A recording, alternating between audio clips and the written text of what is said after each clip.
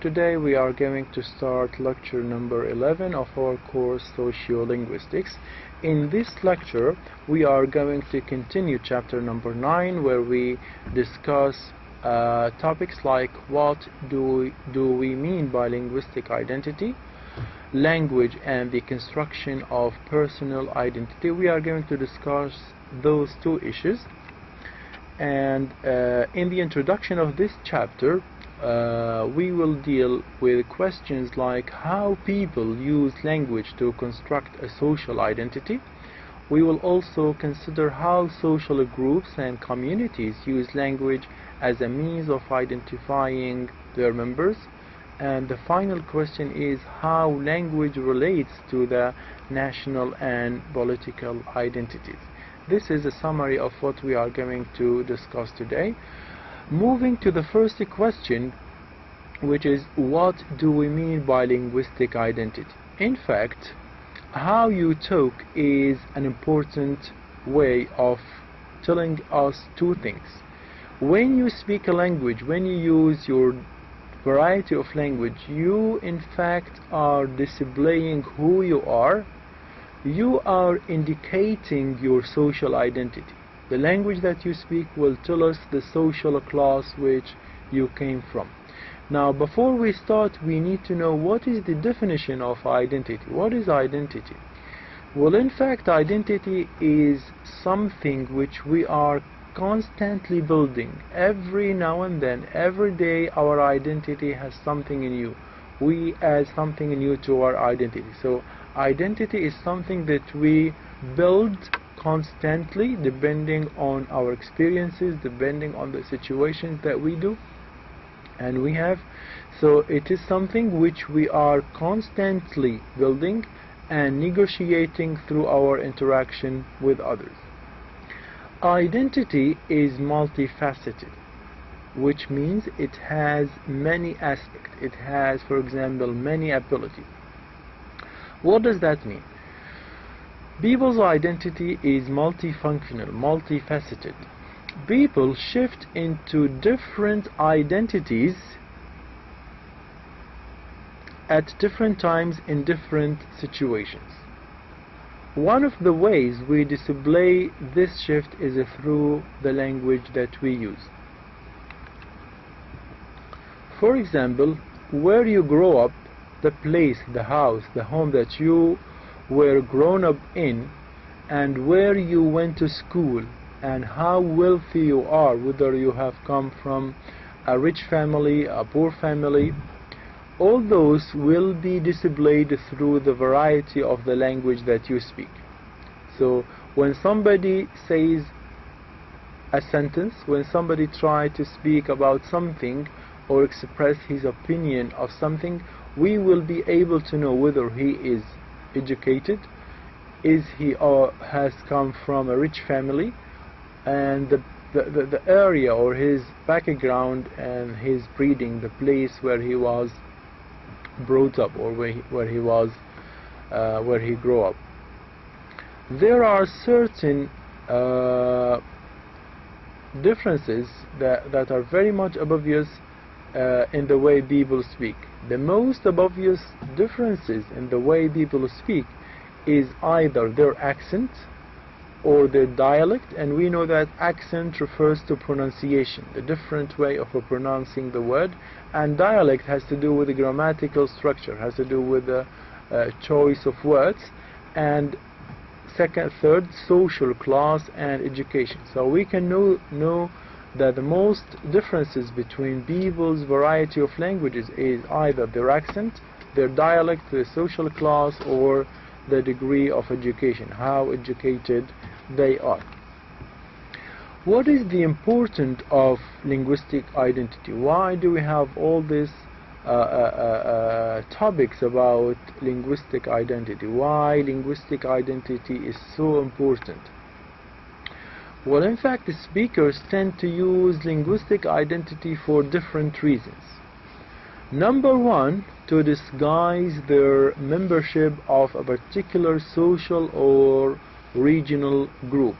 Sometimes when you want to run away from a group of people, you used to use your linguistic identity. Your linguistic identity will disguise your membership so that you are no longer belonging, you are no longer attached to this particular social or regional group.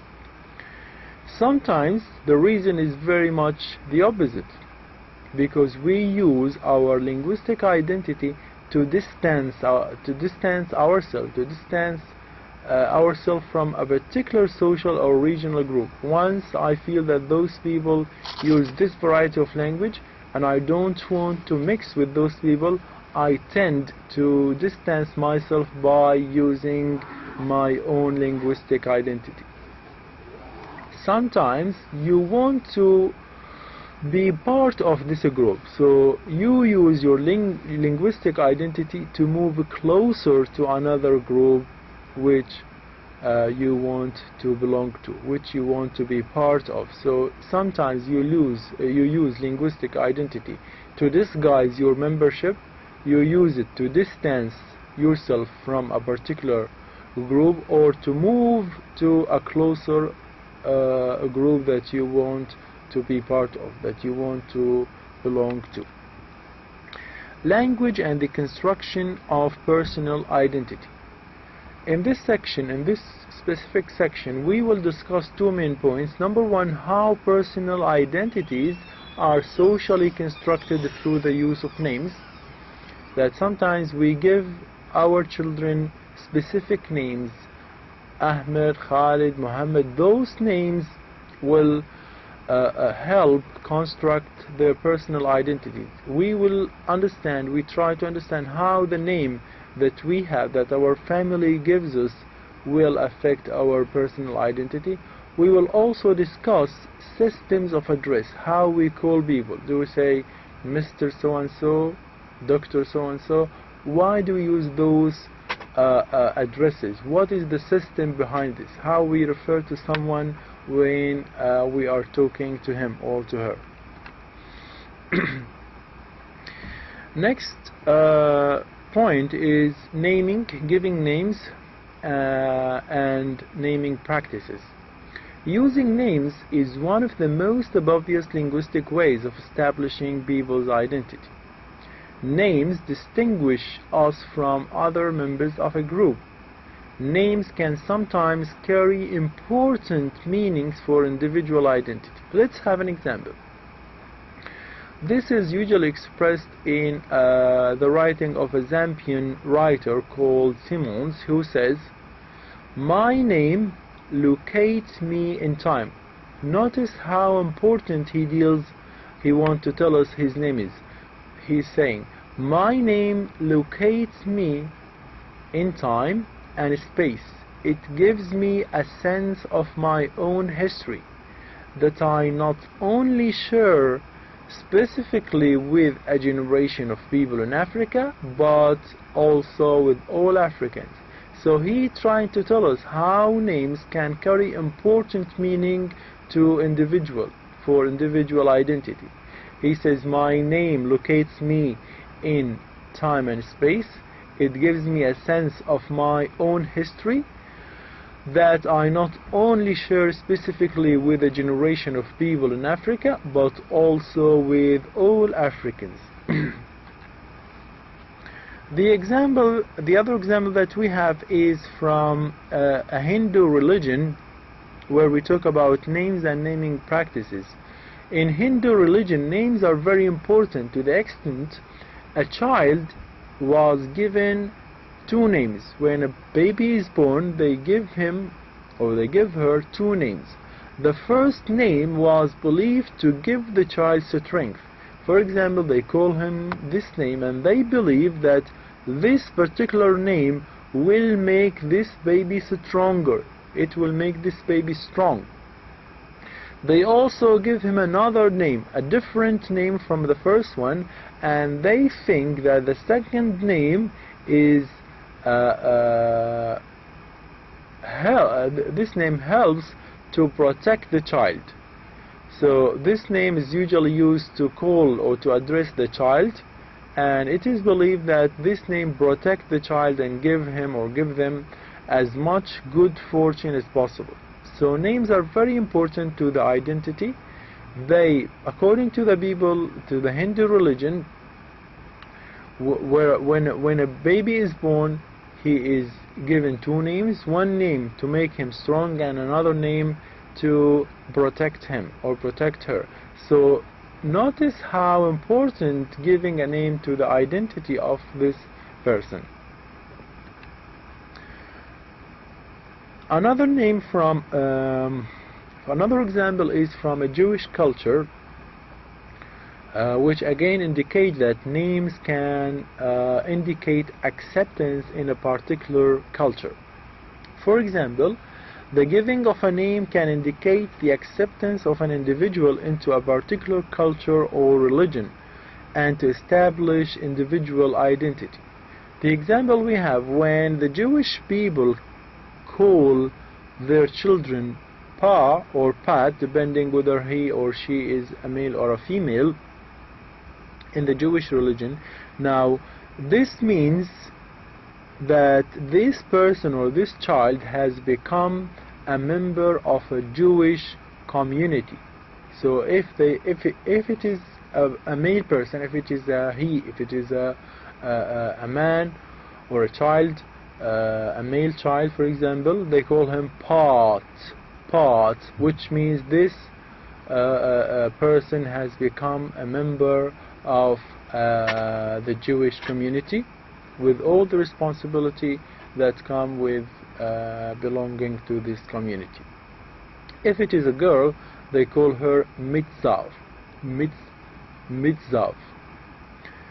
and once a girl gets this address, it means that she has become member of the Jewish community with all the responsibility that come with belonging to this community. So again, the giving of a name to people is very important. It has an influence on their social, on their personal or individual identity. Number two, from Christian culture, the giving of a name, or when a baby is born, sometimes they give him a saint's name at confirmation. Well, this is usually practiced in the Roman Catholic Church or in the Roman Catholic faith. So when a baby is born, they give him a name which is usually for a clergyman, which is a name for a religious person, or a name of a saint, as they call him or call her. So this is usually practiced in the Roman Catholic faith, where when they get a baby, they give him the name of a saint so that he become as religious as the saint is, for example. So this also reflects how important giving names is to our identities. We also have another example about the way the names are used in conversation. So the way we provide our name, the way we introduce names is very significant. For example, if we have two people meeting for the first time, and one is called, for example, Sally, and another is Fadi. If you say excuse me, if you want to introduce Sally to Fadi, you say, Sally, this is Fadi, and Fadi, this is Sally. But if you introduce it with using some titles like, Sally, this is Dr. Fadi. Well, in the first example, when you say, Sally, this is Fadi, Sally and Fadi are of the same status. They are equal. But if you use titles, for example, he is a doctor and she is not, this means that they are not of the same status. So the way names are used in interaction is central to the process of constructing individual identities within a group. Introducing people to each other, Sally, this is Fadi, Sally, this is Dr. Fadi. In A, Sally and Fadi are of the same status or belonging to the same group, because we do not use any title. We do not say this is Dr. Fadi or this is Dr. Sally, etc. They are the same. In B, Sally and Ahmed, oh, this is not Ahmed, should be Fadi. So in B, Sally and Fadi are of a different status, because in the second example you say Sally, this is Dr. Fadi, so they are not the same. They are not. They are of a different status because they belong to a different group. One is a doctor, one and the other is not. So again, this shows how names affect our identities, how names have an effect on the identity of ourselves and the identity of the people who use those names. Sometimes names can cause problems. Names can cause problems, and once they cause problems, because you start calling people names, and that's why we have this expression. So names can cause problems when, particularly if they do not fit with the conventions of a community. So if there are two people, each one of them has a different convention, so they start, if the names they are using do not fit with their conventions, problems would start to appear. And the example we have is when children's playground practice of calling someone names, that's using names to call somebody. It is a powerful source of for a dominant group to enforce their dominance and marginalize others. So calling people names is an evidence that names can cause problems if they do not fit with the conventions of a specific community. We move to another point, which is systems of address. How a name is used and how this name affects an identity. What effect does this name on identity? The way that people use your name in a certain context help to establish your identity within that context. I read this again, then we move to the example. Some people are using your names, but it is important to notice the way they are using this name. So once they use this name, depending on the way they are using it, will help you to establish your identity within this context. For example, the way that other speakers refer to you can depend on the degree of formality, whether you are the boss and they are the workers who work in your company, the degree of intimacy, whether you like one another, whether you are a friend, whether you are a close friend, whether you are intimate, and it also reflects your relative status of the participant involved in the interaction. For example, if we have two doctors, they, as a friend, they call themselves without the title. They can use names, Muhammad, Ahmed, without saying Dr. Muhammad, Dr. Ahmed. But the patient, when they have a patient in their clinic, he need, for example, to say Dr. Ahmed, Dr. Muhammad. So this shows the relative status of the participant involved in the interaction or in the conversation. So the names or the address that we use plays a very important role. It can tell us how formal the conversation is.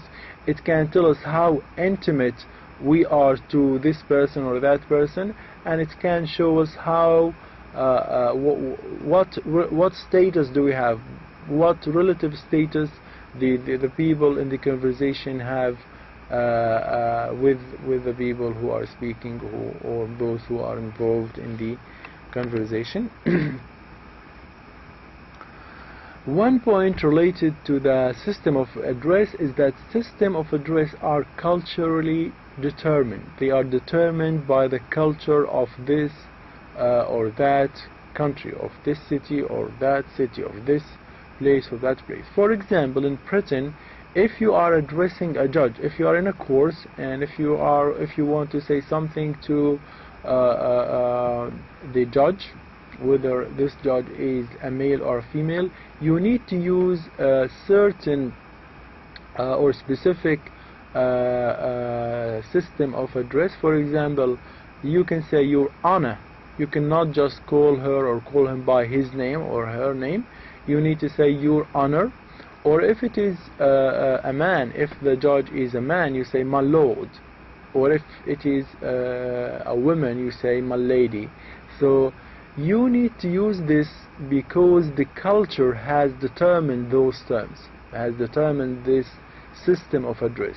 Now some people would not use this, but if you disregard this culture, if you disregard the rules, this can lead to some form of disapproval. The judge might not respond to your question. The judge might consider this as an insult, or he might ask you to leave the court. So what we want to point out is that system of address is culturally determined. It is determined by culture. The example that we have, that in Britain, if you are addressing the judge, there are certain terms or certain address terms that you need to address this person, or whether he or she, whether he is a female or whether he is a male or a female. For example, you can say Your Honor, or My Lord, or My Lady, depending whether he is a he or a she. And if you decide not to use this system, the judge might not respond to you. The judge might think this is an insult. So you need to abide by the rules of the culture, by the rules that the culture has determined. Implication of address terms. We need to understand what implication do the address terms have. And we have an example of a white policeman, an American policeman, and a black policeman. The way address terms are used can have important implication on the participant, on the people who are involved in the conversation. Irvin Tripp provides us with a very interesting example of a little conversation between a black doctor, a doctor who has a black color, a black complexion, and a white policeman in America. Now if we read this conversation, look at the way the policeman tried to insult the doctor. He says, "What is your name, boy?" He's a doctor and he is wearing clothes of a doctor, but he says, "Boy." Well, the doctor says, Dr. Bosient, I am a physician, which means I am a doctor. "What is your first name, boy?" Again, so even though the black doctor says, "I am a physician, I am a doctor," again the policeman, the white policeman, says, "What's your first name, boy?" So he intentionally to insult the person. And how? By using those terms, or those address terms. And the black doctor says, "My first name is Alvin." So what we need to understand, depending on this conversation, is using the address term boy shows that the policeman is deliberately, is intentionally insulting the doctor by not acknowledging his age. Because usually you use the word boy with a little child, with a boy, with a child of say 5 to 10 to 11 years old maximum. But if you see a person who has reached an age where he has become a doctor, a practicing doctor, you cannot address him as boy.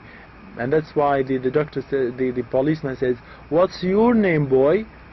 And the physician, or the black doctor, to correct him and to tell him that he is a doctor, he says, "Dr. Bosient, I'm a physician, I'm a doctor."